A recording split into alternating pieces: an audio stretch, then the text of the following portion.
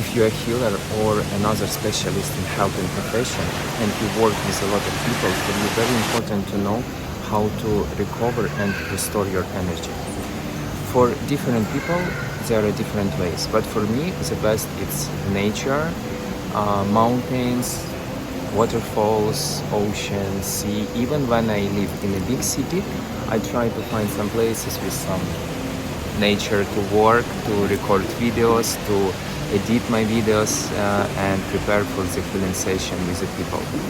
So next video I want to show my short trip to the north of Thailand, where I enjoyed some waterfalls, some nature, and Yes. remember that you can share some good energy with other people only if you are full of this energy. Only if your glass is full, you have something extra to share with other people.